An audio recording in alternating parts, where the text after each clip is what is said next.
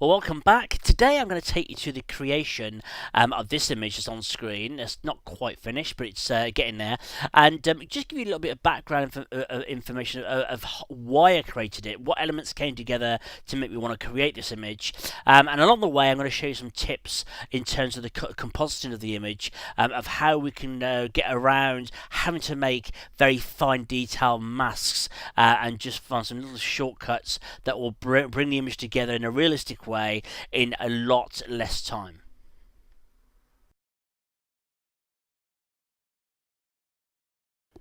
So this particular image was shot in the county of Cornwall, which is in the southwest of England. It's a place I've been to many, many times as a child on holiday, and most people in England have been to Cornwall. It's very much a tourist area, and I happened to live there for a short while as well, so I know the area quite well. Which I've explained before in other videos. When you go back to places that are fairly familiar, sometimes it can be quite hard if you've been there and done it and photographed it before. Sometimes it's quite hard to actually want to go back for first of all and do try and create new images, but sometimes it's quite good fun. Now the reason I went back to this particular spot, this is obviously a lighthouse at a place called Lizard Point, and I'd photographed it quite a few times, but on this particular trip I was on vacation holiday with my wife and children during the summer holidays here in England, and we were staying not far from here. And during our visit, there was forecast to be a rather spectacular meteor storm. If the sky was clear, which is not always the case in England, even in summer, there was approximately going to be about 60 shooting stars an hour going overhead. So I decided I just had to try and capture that, and I've been doing a bit of time-lapse photography, so I decided to go out and if it was clear, try and capture these shooting stars on a time-lapse, and that's what I did. But when I shoot my time lapses, I shoot with as raw files. So individually, they're very high res single images like you would shoot anyway. So I already decided that if I got some good frames, I might use the starlight lit sky for other images. So with that in mind, I decided to go back to this location, which is this lighthouse, and photograph it at dusk, and then possibly either shoot the starlit scene at the same time, which I decided against in the end, and I'll explain that why in a minute, or maybe strip it in. And this is what latter I decided to actually photograph the lighthouse, then go off to another location and photograph the meteor shower. Now, there's three real reasons why I decided not to shoot this in one.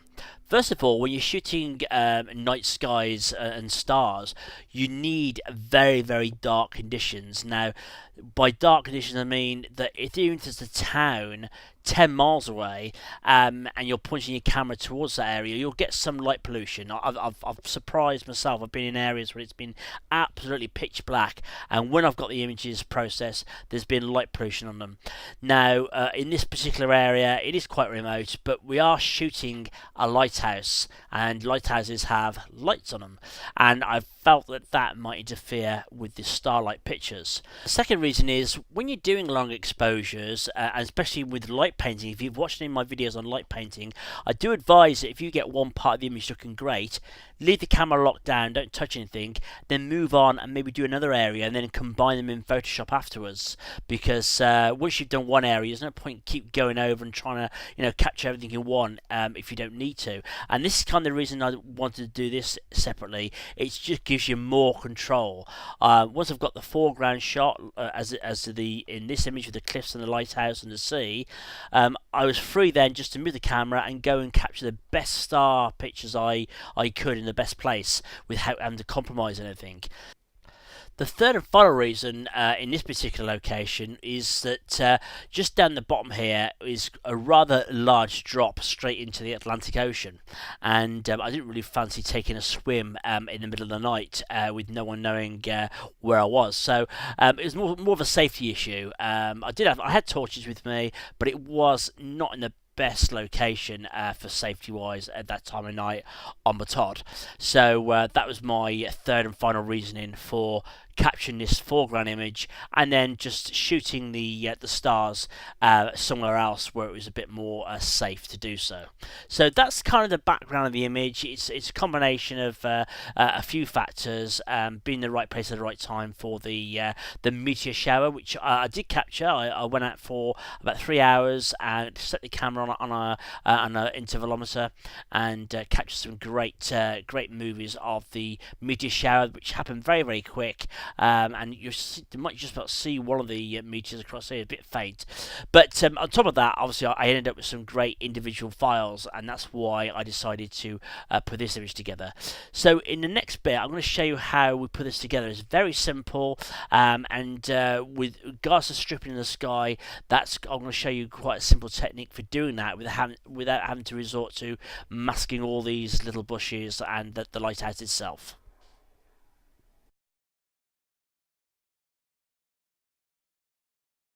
So we're now in Lightroom 3. I just use Lightroom sometimes to process my images if I'm outputting quickly to somewhere, which is not very often. Otherwise, I'll do some adjustments, keywording, etc., and cataloging with Lightroom.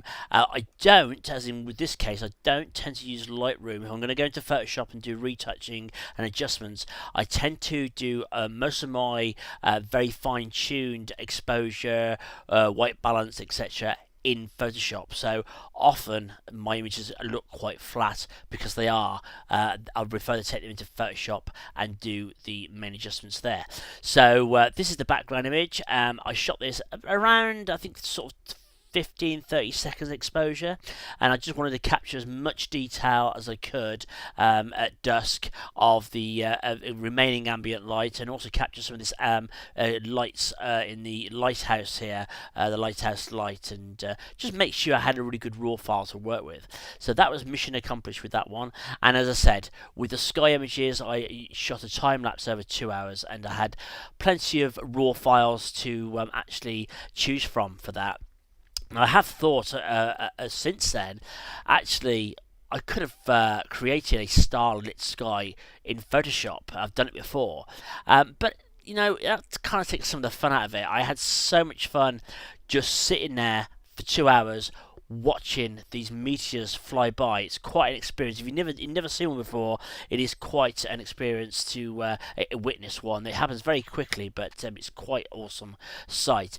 And also, when you're looking at the sky for that long, you see all sorts of satellites flying around the sky. It was really interesting and enjoyable experience.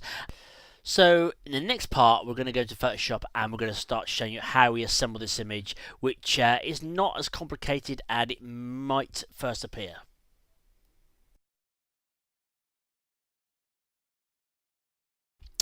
Right, so we're now in Photoshop CS3. I've got both my images open on screen. The first thing I'm going to do is just get my Move tool, and we're going to grab the Starlight image, and I'm just going to drag it over on top of our background. And if you're looking now into the layers panel, you'll see it there sitting quite nicely on top, like so. I can close this one off now, and we've just got the one document now open on screen, like so. Now, the easiest way, rather than sort of masking all this out, and it would be quite a lot of work because there's quite a lot of detail in here, and I like to keep a lot of detail in my images. The other solution is if you've got a sky going into an image that's fairly similar in tone. Let's say you've got a fairly white out background sky in an image, and you want to put a bit of detail in, and you're going to put another image in which has got a lot of white in. Sometimes you can use this technique I'm going to show you now. This image, obviously, it's quite a dark sky image going onto what is a fairly bland blue sky image. So we should be able to, rather than masking all these details, we can sometimes use blending to help us achieve that. Let me show you what I mean. Okay, so quick recap. Here's our star image, and underneath is our background. What we're going to do first of all is we're going to add the star image to our sky without having to resort to lots of fine masking along the edges here. Okay, and the way we do that is we're going to use a gradient tool and a mask. First of all, we'll turn the star layer back on. We go down to the add layer mask button, and we're going to hold down the Alt or Option key, depending if you're on a Mac or a PC, and by doing so that creates a black mask. Now if you remember rightly, black conceals, white reveals. Anything that's black in a mask will conceal the effect, okay? Anything that white will reveal it. So at the moment we're concealing the sky, the star image. To reveal it, I'm going to use a gradient tool. We're going to use the linear gradient tool, which is the first one here. And if we click on the little box here, we've got all our gradients. I've got quite a few, as you can see, listed. The first one is the foreground to background gradient. So let's start with that one, and I'm going to show you another little trick here. With the foreground to background, you want the white and the black, our default color swatches, in place, and for this particular image I want white to be the foreground. Okay, and if I hold down my shift key, that will keep the gradient nice and straight, and I can drag down like so, and voila, we've got the sky showing through, graduating to the original sky underneath, which actually works quite well. Okay. Another tip, if I just click Option or Alt click on the mask here to show you the mask, let's say on this side I decided I wanted a little bit more of the sky coming through. Well, what I could do is I could then add another gradient, holding down the Alt or Option key, coming in from this side, and let's see what happens. It replaces our previous gradient, and we don't want that because obviously we then just get sky more on this side. So let me just go back. Let's Control or Command Z to go back. Let's change the gradient to the second one on certainly in my swatches, which is foreground to transparent. So it'll be whatever's foreground color you got selected, and then the background is going to be transparent. And if we do that, what happens is we can then do multiple edits on this mask. Let me just get my white up in the foreground. I just knocked it off. We can do multiple edits on this, so I can bring another gradient this side, and that adds to our previous one. So let me just have a look at that. Let me just go back again and do that one again. So first of all, with the foreground and transparent gradient, I can add my first gradient down here like so, and if I wanted to add a little bit more, I can just simply come in and add onto that a little bit more this side. So it's just a little bit more flexible. So just to recap, you can use the foreground to background. That's not a problem with the black and white swatches as the defaults, and that's what you need with the mask. But more versatile is to use the foreground to transparent. That allows you to do multiple edits onto the sky area, as we've done with this one. There's the mask there. Okay, and if we need to fine tune this one, we can go in with a brush tool and just do a bit of fine tuning. But as you can see, that's now graduated. We've got our nice sky image towards the top, and then we've got our original image underneath showing through towards the bottom. And what that means is any areas down the bottom here, a lot on that horizon with these trees and lighthouse are, we don't need to worry about masking. And we can obviously edit this a bit further, which we'll do in the next little section of the video. Right, so the next thing I want to do is just add a gradient onto this towards the top of the sky there, just to darken it a little bit more. So I'm going to add an empty layer, and again get the gradient tool. I'm going to choose foreground to transparent again. Make sure that black is my foreground color, like so. And I'm just going to add, again, hold down the shift key. I'm just going to add a gradient here, like so, and that's just adding some extra black to the top of the image. I can drop down the opacity like so. So quite subtle, but just sort of graduating, adding to that kind of nighttime feel. And I can just link these together. I'm going to shift and hold down the mouse key there, and just chain these together so they don't go moving around. So there's another little bit of adjustment to the sky there. I think that's coming on quite nicely as we go. So now I've got kind of all the main elements in place. I can now sort of just add a little bit of contrast and maybe just bring out some of the lighting here on the lighthouse a bit further. So now I want to turn my attentions to the actual lighthouse. I want to sort of make it flare out a little bit better than it does at the moment. And to do that, I'm going to use some brushes. I'm just going to add an empty layer again. And I'm just going to use some brushes that I've got here. And there's lots of brushes on the internet you can download, or you can make your own. But I've got quite a large collection. If they'll load. Okay, here we go. So there's some here which I've got, which are like various lens flares, and these can be quite effective in sort of creating what I need in this particular image. So I'm going to pick out, I think I'm going to use this one to start with. See if this one will do the job. And what we need to do is make sure it's the right size to start with. Somewhere around there looks quite good. Next thing I want to do, where's my layers gone? Next thing I want to do is pick out a colour. So I'm going to click on the foreground swatch and I'm going to pick a warmish yellow colour. Somewhere around there looks like it might be quite good. And I'm simply going to just use this brush to add a bit of a glow to the image. So just going to centre it up, click once, click twice, click 3 times. Okay, I can change this mode, say, to colour and have a look what that looks like. That looks a bit better.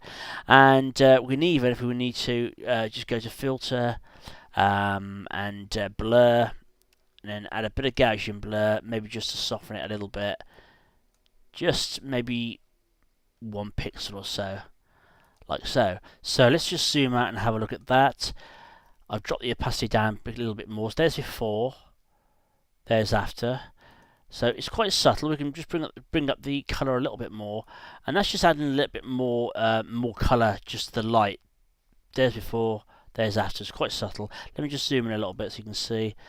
Again, before, after. So just, like I said, just adding a little bit more colour intensity and matching these ones over here a little bit better.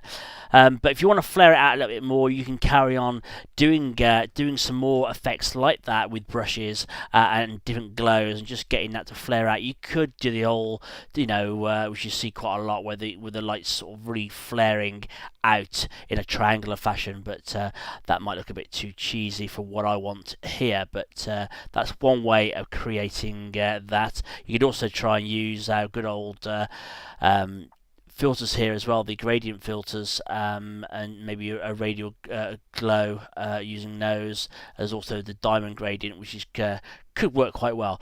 So that just gives you a bit of insight how you might add a little bit more colour and luminosity to the lighthouse there. I'm going to hold that one there for now because time's running on. So next thing I want to do is add some adjustments to make the sea pop out a little bit more, and maybe add a little bit more mood to the picture. So the first thing I do now is I'm going to add a curves adjustment just to darken the image down. It still looks a bit too light for my liking. So I'm going to make a curves adjustment, and quite simply just drag the curve down until I get roughly the right kind of luminosity and feel in the image, overall image that I want. Somewhere around there, looking pretty good. Okay, there's before, there's after. And what we can do is maybe just drag this down to just above the stars layer, like so. Okay, next thing we do is add another curve. We can start to just pull a little bit of detail out in certain areas. So I'm going to go a bit over TT on this one. I'm going to make quite a stark curve adjustment with quite a bit of contrast in it. Press like that much. Just pull that out, and I just want to be able to use this to paint back in. So I'm going to get the paint bucket tool, which is hidden under the gradient there. Foreground set to black, and I'm going to fill that curves with black to hide the layer. And then going to get a paintbrush with the foreground set to white, and now I'm going to just paint back in a little bit of lightness where I want it. Make sure my brush is soft, which it is. Okay, and first of all I want to add a little bit more, a few highlights around these waves area and rocks. Okay, just to make those pop a bit better. Okay, still quite subtle. We can change the blending mode if you want to maybe screen. Don't worry that it looks a bit odd at the moment. We'll fix that in a minute.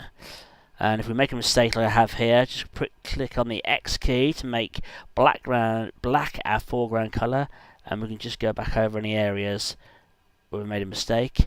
Click X again, we've got white now, and we could then just add a few little bits of lightness to certain areas just to help our viewers' attention where we want it, like so. So I'm just doing this very quickly, but this is the fun part of Photoshop, is making these little adjustments. Okay, so there's before, there's after. What I will do, I'm just going to alter option, click on the mask to show you the mask. Looks like the dog's chewed it, so we can go to filter, blur, Gaussian blur, and we can now just sort of soften those edges a little bit to make it a little less obvious. Let's try 46 pixels, and that looks a bit better. There's before, there's after. Still a little bit harsh around around here, so I'm just going to go in. First of all, I'm going to see if I can just extend this a little bit, make it just the transition a bit better. That's not very good. Go back a couple of steps, and just very lightly. And I'm using a pressure-sensitive tablet, and I always do. Just very lightly, just try and blend these in a bit better, like so.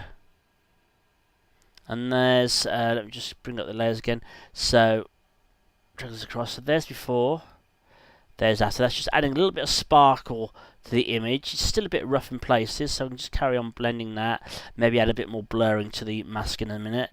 And also down here, it's just bringing a little bit of detail back into certain areas of the cliffs here where I want it. So there's the before, there's after. That just shows you the difference that can make to the image. So that is about it. We can carry on. There's a few more adjustments I've made here. I just kind of filled in, did some cloning on the foreground, added a bit more grass. But that is pretty much the image. Here's before, and here's after. Very simple and quite quick to do. No need for any heavy masking. As I said, using those gradient masks and doing the soft blending has created the image I want without the need of going to lots of fine detail masking, which can be very time consuming and sometimes quite difficult. So I hope you've enjoyed this video, and hopefully I will catch you on the next one. Cheers for watching.